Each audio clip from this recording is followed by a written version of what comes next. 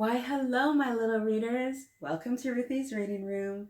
I'm Ruthy, and my buddy Jaw is right here with me. We're going to continue our story from last time. Now, who remembers what it's about or what it's called? Shout it out. Zoe-Marie, wait and see. Good job. So I know we know which story has come off the shelf, but I want to give you a chance to go and get your stuffy or blankie in case you don't already have those with you. Run and come back now. All right, so my friends are all back, and let's make sure we're also ready to continue listening. Okay, so let's put our listening ears on and put our hands in our lap. Very good. And we will use our flamingos to make sure. Perfect. Oh, I see you, Henry. Hi. Oh, you were here last time? I can see you're excited to hear the next part of this story. And so are all my other little readers. Good job sitting quietly. So, in the first part, we learned about Zoe-Marie. We met her and were introduced to her friends, and we learned that Zoe-Marie has to move away to Italy, right? So she wasn't super excited about that move, and she was worried about how she'd be received in Italy. So let's get right into it and start part 2, Moving Day. Sky was Zoe-Marie's dog and her other best friend. She was a small furry brown dog with a long body, short legs, and long floppy ears. Sky liked to run and to bark. She followed Zoe-Marie everywhere, and she slept on Zoe-Marie's bed at night. Do you guys have a pet that stays with you all the time? Sock tug was Sky's favorite game. To play sock tug, Zoe-Marie would dangle an old sock, and Sky would grab it with her teeth and pull it hard. She would try to get the sock away from Zoe-Marie. Sky would tug on the sock until Zoe-Marie let go of it and let her win the game. Then Sky would run to the far end of the room with the sock in her mouth. She would prance around for a few moments and then run back to Zoe-Marie as fast as she could to begin another game. One morning near the end of summer, Zoe-Marie and Sky were in her bedroom playing sock tug. They stopped playing when they heard the rumble of what sounded like a truck engine outside. Zoe-Marie ran to the window, looked out, and saw that a truck had pulled up in front of the house. Now, what kind of truck do you think that is? A moving truck. Yep, if it's parked in front of her house and the summer's almost over. The truck was a blue-purple color. It had the words Moving Company painted along its side in big red letters. Zoe-Marie frowned and wondered if it was the truck that was going to take all their things to their new home in Italy. Zoe-Marie heard Dad call to her from downstairs. "Zoe-Marie, come down here, please. The movers are here." Zoe-Marie walked slowly down the stairs and stopped on the last step. She saw her dad and 2 men dressed in blue uniforms standing near the front door. "Zoe-Marie, meet Jeff and Carlos," her dad told her. "They are here to pack up all our things, load them into their truck, and send them to our new house in Italy." "Hello there, Zoe-Marie," the man that Dad had called Carlos said to her with a big smile. "We will be in your room to pack everything later today."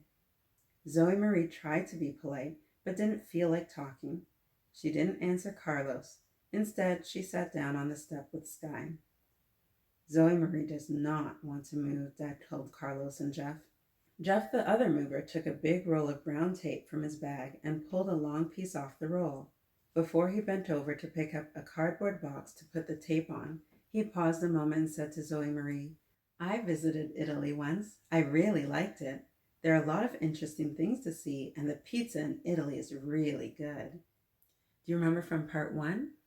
What is Zoe-Marie's favorite food? Pepperoni pizza. So that's a good thing about Italy. Zoe-Marie thought, "I want to stay here in my home and eat pizza with my friends." Zoe-Marie's dad could tell that she did not want to talk. When the moving men went into the other room, Dad said in a squeaky voice, "Zoe, Zoe, Zoe, your toes are showy." And then he made a funny face at her. Zoe-Marie couldn't help but giggle. Dad always did funny things to cheer her up when she was sad. Then he made his voice sound funny, like he was underwater. He made his lips look like a fish and said, "You and Sky come on into the kitchen with me. I'm hungry for a grilled cheese sandwich, and I need your help. You know I'm an awful cook, just awful." Zoe-Marie giggled again. She knew her dad was only teasing about needing her help. He was a good cook, and his grilled cheese sandwiches were Zoe-Marie's favorite lunch. Lunchtime. Zoe-Marie and Sky followed Dad into the kitchen. "You get the bread and cheese for the sandwiches, Zoe-Marie," he said while he looked into the pantry for his favorite pan. "May I get some vegetables from my garden to make us a salad?" Zoe-Marie asked her dad. "Good idea," he told her. He went on, "But before you head outside, let's talk. When you came downstairs to meet the movers, why did you have such a long face?" Zoe-Marie began to explain. "Everything is perfect here where we live now, Dad. I like my friends, my school, and my room. I don't want to move away." Dad looked thoughtful for a moment and told Zoe-Marie, "Your mom and I like it here too, and Italy will be new for all of us. I think that living there is going to be super fun. Mom has to move, and we are lucky because we can go with her. Sometimes when soldiers move, their families can't go with them. But you don't have to worry. We are always here for you to make sure things are okay. And you can always tell me and Mom how you feel. After all, we are the Prescotts, and we always take care of each other. Right?" Zoe-Marie looked at her dad, nodded her head, and said, "Right." But on the inside, she still wanted to keep things the way they were. "Well, all right then," he told her. "Now that we've settled that, you can go outside and pick some vegetables. We'll make a huge, gigantic, towering monster salad," he said, laughing. Zoe-Marie grinned and headed out to the garden. This year, Zoe-Marie had her first vegetable garden. Early last March, before anyone knew about the move, Zoe-Marie had asked her parents if she could plant a garden. She thought that it would be fun to grow some of her favorite vegetables. Mom and Dad had thought the vegetable garden was a good idea. They told Zoe-Marie they would help plant it, but it would be her job to take care of the garden after it was planted. Then they took Zoe-Marie to a farm out in the country that sold plants and garden supplies. The farm had all kinds of tiny vegetable plants. Mom had asked Zoe-Marie, "What kind of vegetables do you want to grow in your garden?" Zoe-Marie thought for a minute and then told her, "I'd like to grow carrots and tomatoes. They are my favorites." Do you have a favorite vegetable? So you like corn, broccoli, lettuce, cucumbers? Oh, I think there's debate. Cucumbers might be a fruit. "Those are good choices," her mom had said. "How about growing some cucumbers and lettuce too?" her dad asked. "Those are my favorites." "Sounds good to me," Zoe-Marie answered. Mom walked over to the end of the plant display. She motioned for Zoe-Marie and her dad to come over to where she was standing. "Look at these pepper plants. I used to grow this kind when I was a kid on my parents' farm. Let's get some of these too, Zoe-Marie." By the time they finished the plant shopping, their cart was very full. When they were back at home and ready to plant the garden, Dad rented what he called a tiller from the hardware store. The tiller looked like a lawnmower with big sharp metal teeth. It broke up the ground in the sunny part of the backyard where Zoe-Marie was going to plant her garden. After Dad finished with the tiller, the ground was soft. Then the three of them started the planting. Dad and Zoe-Marie made small holes in the ground in straight lines. Then Mom dropped a tiny plant into each of the holes. When all the plants were in the ground, Zoe-Marie gently pushed the soil back around them. Then she turned on the water hose to give each plant some water. She took good care of the plants. She made sure each plant got lots of water every day. Grandma had told Zoe-Marie once that plants grow better when you talk to them. So Zoe-Marie talked to her plants every day, and they grew and grew. Now her vegetables were big, and Zoe-Marie was out in the garden to pick some for lunch. She stopped and picked cucumbers, tomatoes, lettuce, carrots, and peppers, and put them into a large basket. She took the vegetables into the house and sat them on the kitchen table. Dad lifted the vegetables from the basket and put them into the sink to wash. "Nice job, Zoe-Marie. These vegetables look good. Now go and wash your hands. Lunch will be ready in a minute," Dad told her. Zoe-Marie washed her hands and slowly walked back to the kitchen. She had just thought of something else she would have to leave behind in the move.